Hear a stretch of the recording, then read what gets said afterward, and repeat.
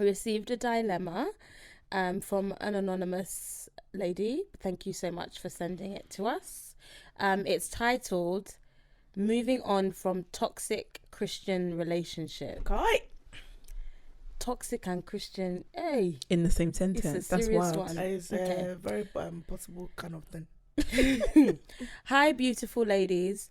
I was in a serious that's nice. relationship. Thank you.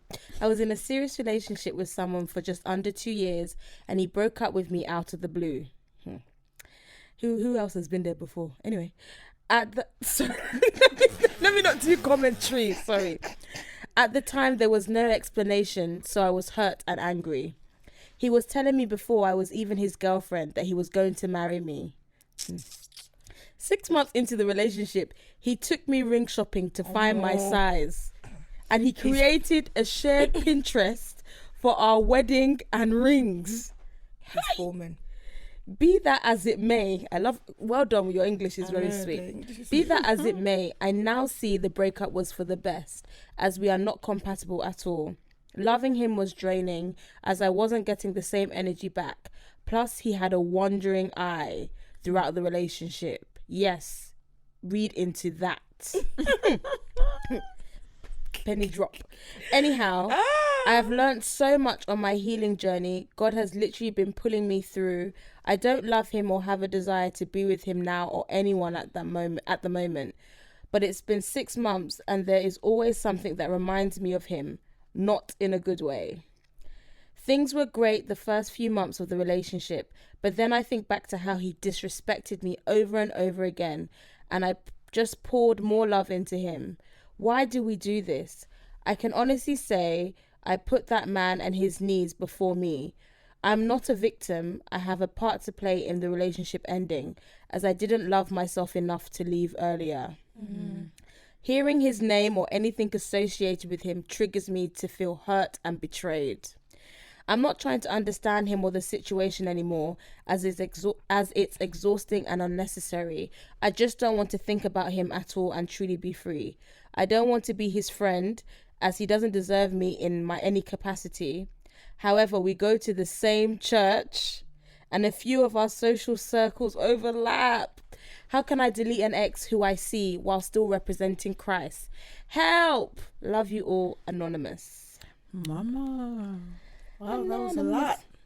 First of all, I love her self-awareness though. Yeah. She is very self-aware. Yeah, very. Like, I love that for you, sis. Yeah, very, very necessary. And I think the whole part of she's saying that she doesn't want him back.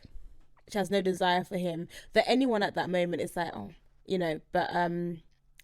but she has to deal with the fact that they're in the same friendship. I feel for you, sis. That's what basically I'm just trying to, like, you've done so great on your journey, and it's like, but he's still there, very much there, which is not easy. It's not easy. People always talk about these church relationships. This is another thing.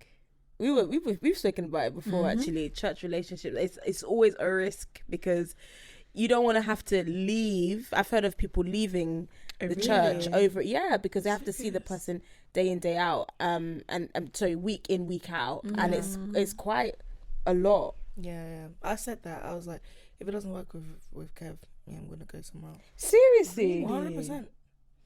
It's very it's awkward.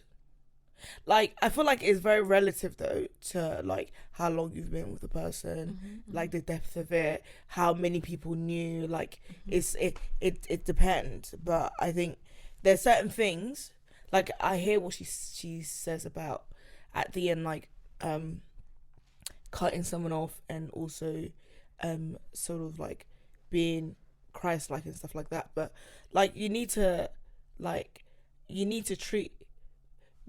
God expects us to guard our hearts, and so it's not Christ-like. You're not being on Christ-like, or whatever way that you'll describe it, if you're putting boundaries in place to just completely ice someone out. How that looks like, it could change over time, but I definitely think that sometimes space helps from these things. Like, you can't just go along thinking I'm fine, or this and that. Sometimes you need a beat away from that thing, from the issue, so that you can actually rebuild yourself back up again. But what she's going through is very normal though. I feel like it's part of the process. But I think it's interesting because obviously when we get dilemmas, it's usually somebody that's like currently in the process of trying to like let go and stuff like that. But she's very much like, that's not the part that she's struggling with. She's struggling with the fact that seeing him, and she doesn't want to give him an opportunity to relate with her. She says he doesn't deserve that part of her. Yet she's trying to be Christ-like, and like, how do you forgive somebody, move on, yet still be Christ-like? And being Christ-like would mean not holding any, like you do something to somebody and Christ says forgive, like, you're completely like turning over, not that they didn't do, like, not pretend like they've never done anything to you, but they can have access to you to a degree. But you can forgive someone and the person not have access to you. Yeah, let's talk about it. But I feel like maybe there is still an aspect of hurt and pain in her that she still hasn't like completely let go of, if that makes sense.